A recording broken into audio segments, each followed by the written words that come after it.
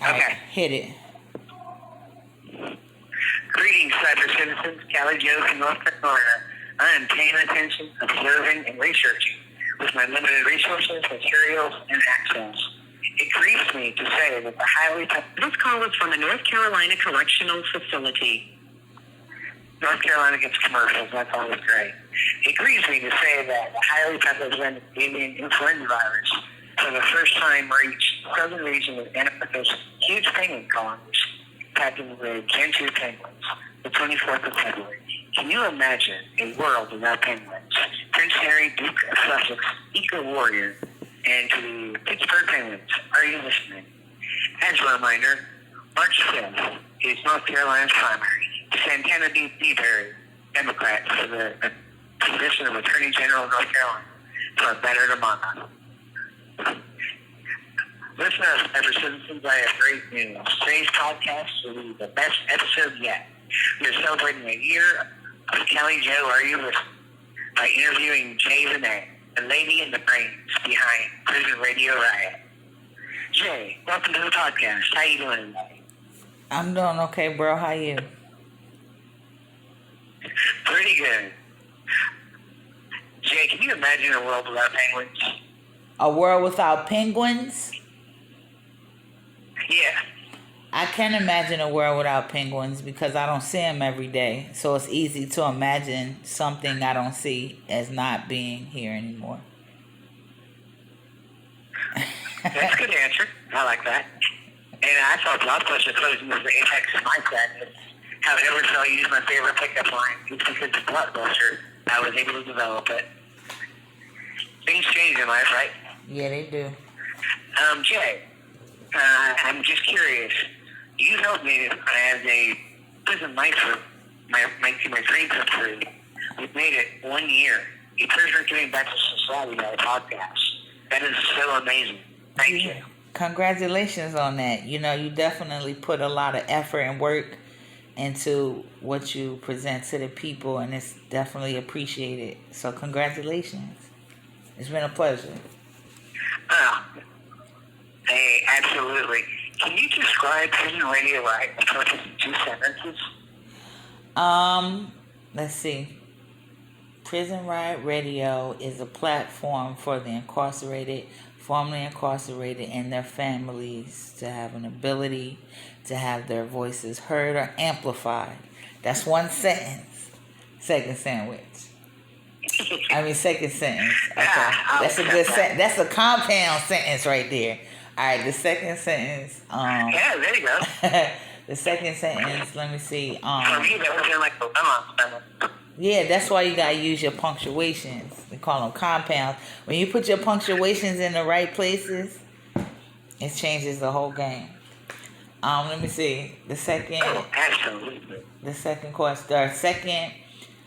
sentence I would say, and it is our goal and duty to ensure that those impacted by unjust systems and entities get their voices heard. Hey, that's great. I love it, Prof.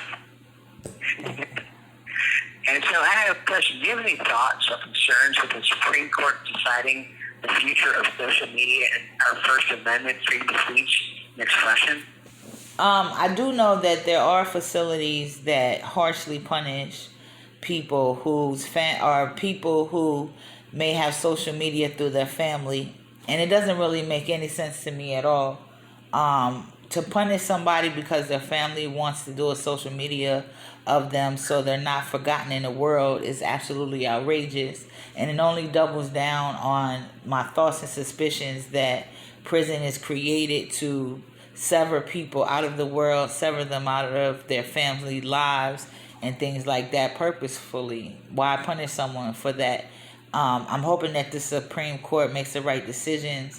I know that when it comes to the amendments, the 13th Amendment strips those that get charged with crimes, not even found guilty of a crime. They, treat y'all like slaves, so they like to play around with your rights and things like that. So hopefully the Supreme Court makes a good decision when it comes to that.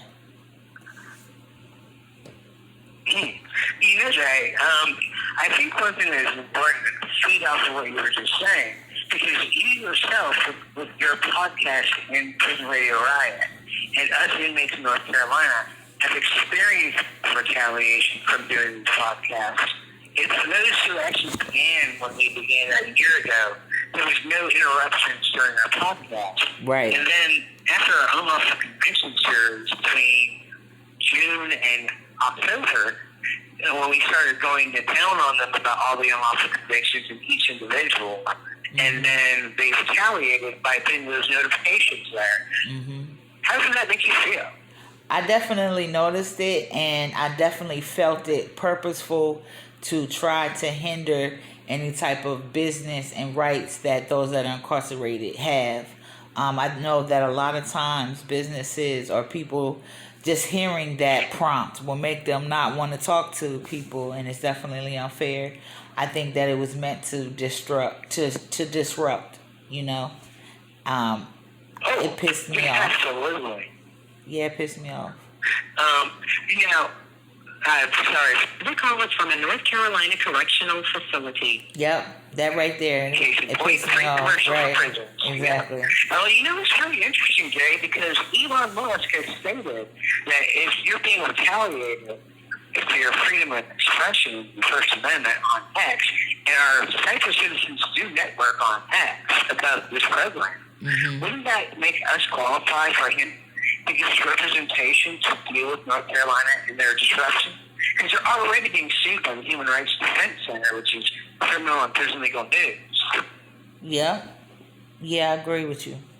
100%. And I think, and I cut you off again, I apologize. No, I said I agree with you. No, I said I agree with you 100%. Go ahead. Yeah. It's time they actually get popped. That's why I've decided now, on the 1-year anniversary, after dealing with it since October, to give the listeners, the Cypress citizens, a chance to actually experience what they're actually doing back into the beginning. And that's just so offensive. But I will certainly say that, you know, justice comes in all forms. So, yeah, 100%. What were your... Now, I got to ask the most important question because of your content. What were you thinking when you took your risk on Prisoners podcasting from the inside? Well, me and Dutch were talking, and we were just talking about how we wish something like this existed because there was so much different things going on. I was already in social justice and in journalism and things like that. So, you know, conversations just come. You know, whatever's on people's hearts and minds, they usually converse about. So we were conversing about that, and we decided that instead of talking about how something like this doesn't exist, that we should create it. So that's what we did.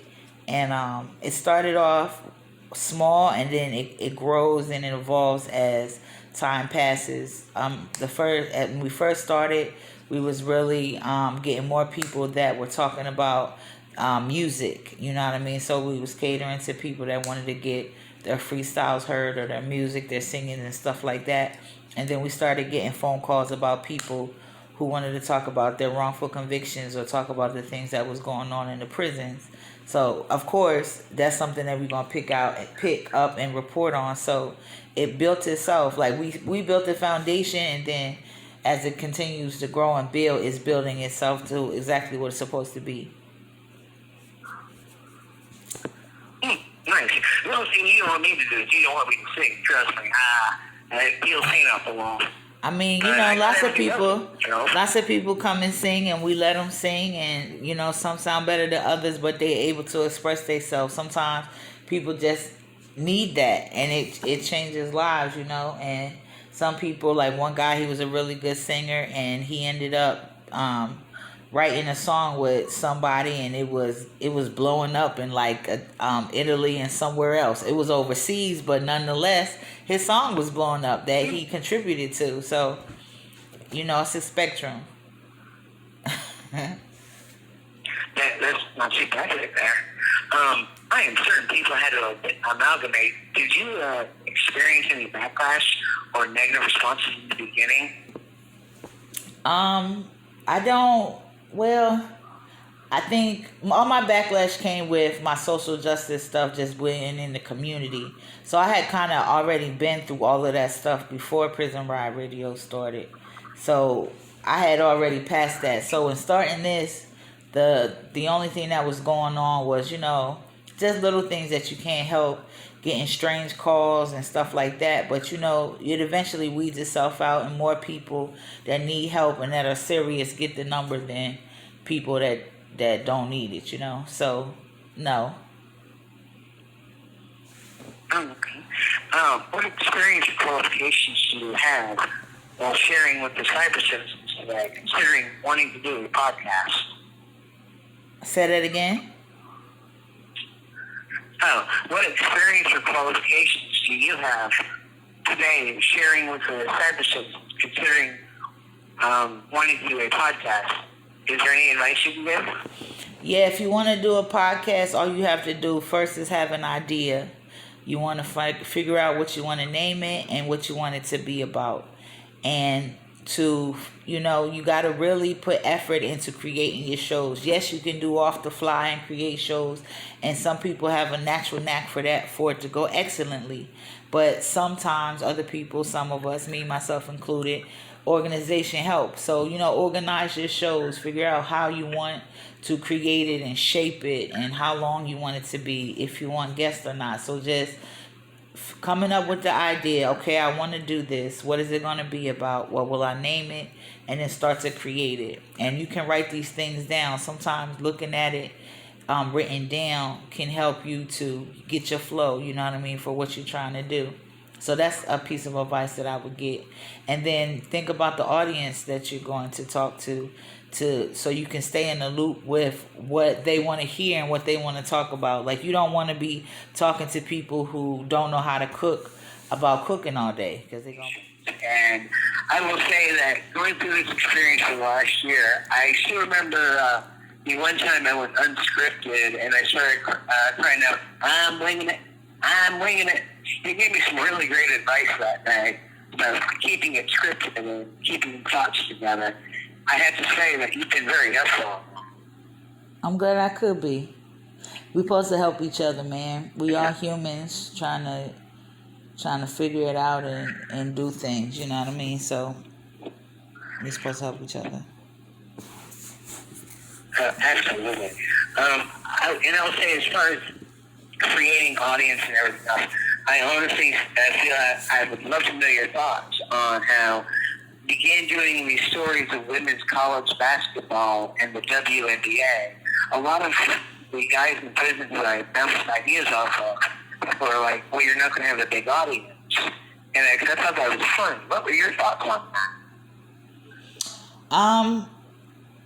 I think that people, comment on stuff they don't know all the time. That's what I think. I think people comment on stuff they don't know all the time. And, we talked about your analytics and stuff, and I don't think you're doing bad. So you definitely have an audience. People always engage with your content. You know what I mean? So people, when people don't know, they say things. Sometimes they might be right. This call is from a North Carolina correctional facility. Sometimes they might be right, but a lot of times if they don't know what they're talking about, they don't. Sorry, go ahead. I said sometimes they're right, but a lot of times if they're not really sure what they're talking about, they're wrong. You know how that go. Yeah. I felt that way last week's episode when I was dealing with talking about the porn industry, not the enjoyment of it, but the crisis within the porn industry, people dying left and right, and going to being criminally charged for sex crimes. People are like that would make me look creepy. And I disagreed with that, and I felt it was important to bring that forward. Okay.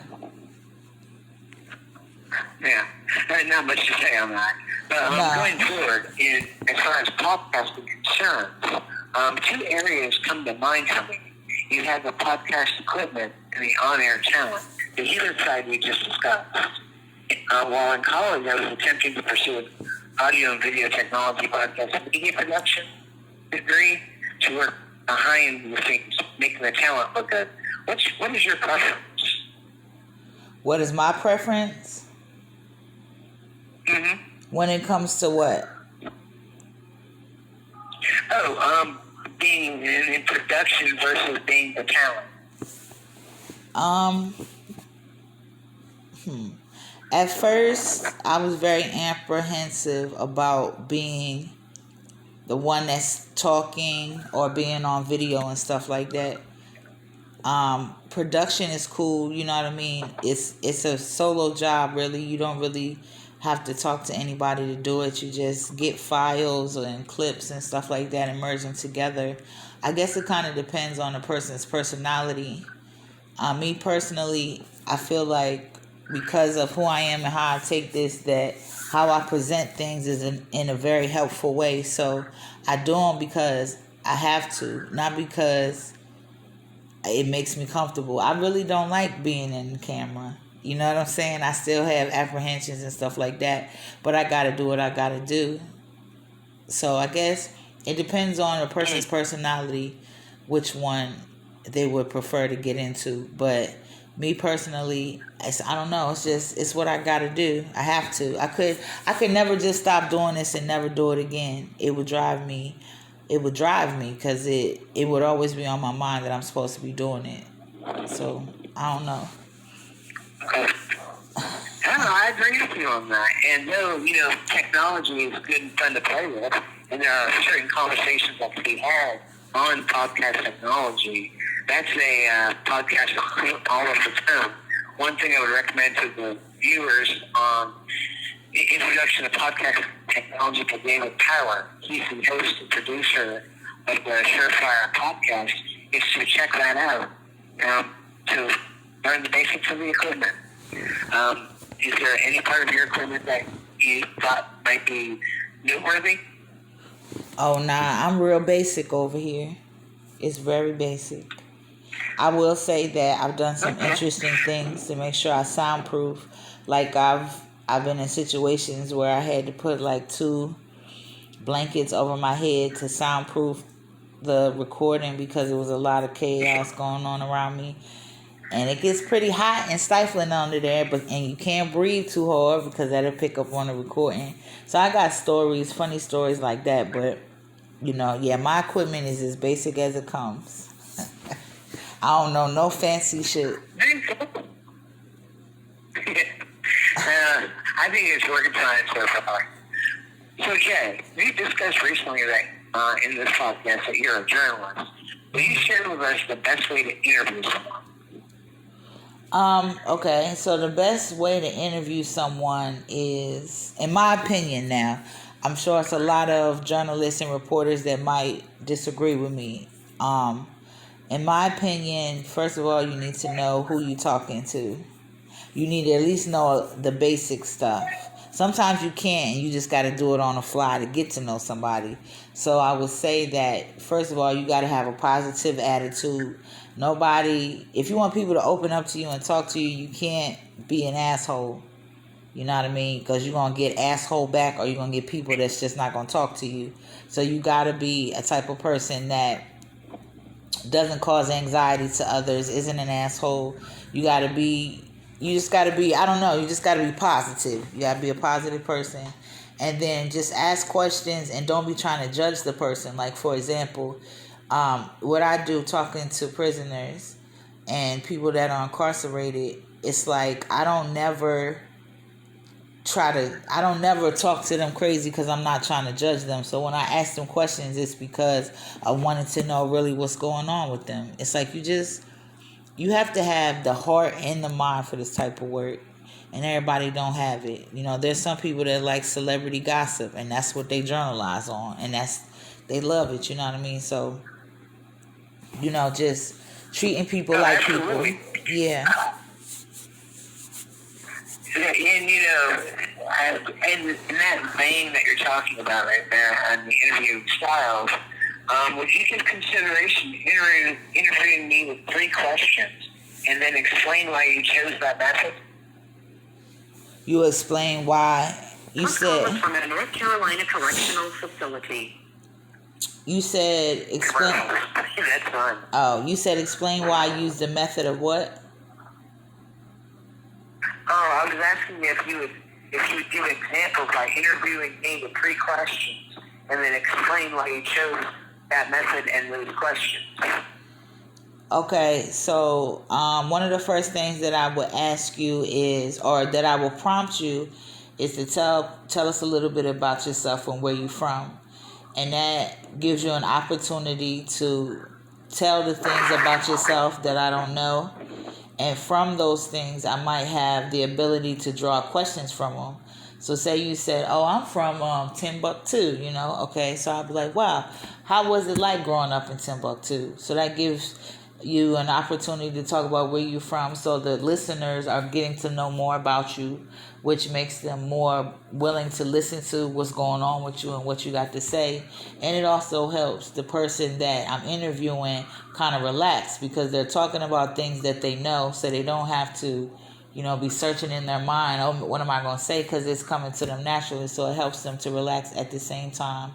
And then the next question I would ask about is, say that your craft was you were a writer. I would ask you, okay, so what got you into writing? And that would be the next question, because that goes in talking about what I'm interviewing you about, and it gives you an opportunity to talk about what started you in your craft, which is all stories that the persons that are listening to can enjoy and get to know more about you. And it also helps a person to relax and ease into the interview, because they're talking about something that they love, their passion for writing. So it evokes the type of feelings that you need, and it lets the interview be personable, so the audience can learn about the person that I'm speaking to before we even talk about what they're trying to do with it. I don't know if that makes any sense. I like that. Those are pretty good. Where do you see Prison Radio Riot 5 years from now? I see us still in existence. I see us bigger, meaning that we've reached more facilities, that we've helped more people. I hope that our abilities have grown where we can do more for people. Have, like, one of the things that me and Dutch talk about is having like a lawyer team that knows different laws of every state. Now that might not happen in 5 years, but we might have 5 or 6, of lawyers that's from different states, where people can get legal answers or paralegal teams and stuff like that. We just want to be able to do more, offer more, and as technology changes, of course, change with technology. So just keep growing and keep showing up and keep letting people be able to, express themselves and helping people get out of their situations, or, promoting their stories or their books and things like that, their music. So bigger and better. Yeah, that sounds pretty good. So what would you say your ultimate goal and objective would be? The ultimate goal and objective would be for Prison Riot Radio to be so involved and so in these prisons' asses that they can't get away with shit. That's one. To be so involved and so involved in the system and what they doing wrong, that when they see me coming, they like, damn, and then they just gotta keep it straight. You know what I mean? That would be it. And the major goal is, once I'm no longer here, that it doesn't die with me. It don't die with Dutch. It don't die, because it's really us too. You know what I mean? We have people that we work with, that we share their content, we share each other's content, but we wanted to be able to not stop just because we can't go any further. Pass the torch. Gotcha. And I feel like I was kind of doing that with my daughter recently when I had her introduce myself to her. So I feel that. Just out of curiosity, as you know, the Cali Joe, Are You Listening podcast, these are all about networking and solutions. What can the cyber citizens that listen do to support your vision, and how can they participate? Sharing different content, getting involved where you see that you can, spreading the word that we exist so that other people can benefit from our platform, and that's it. Really, just we gotta share. Knowledge is power, so we gotta share information and get it circulating and stuff like that. So, yeah, that right there. Jay, I have had a lot of fun doing this with you, and I hope we can do a future interview again. Okay, you gotta let me know in advance. I still get nervous. Absolutely. Would you like to sign us out? Nah, you got it. It's all you, bro. Okay, I'll gladly do that. As a reminder, Cali Joe, are you listening? Devoted to quality and sports media representation, together with the You have 60 seconds remaining. and American snowboarding badass Chloe Kim. This is Cali Joe.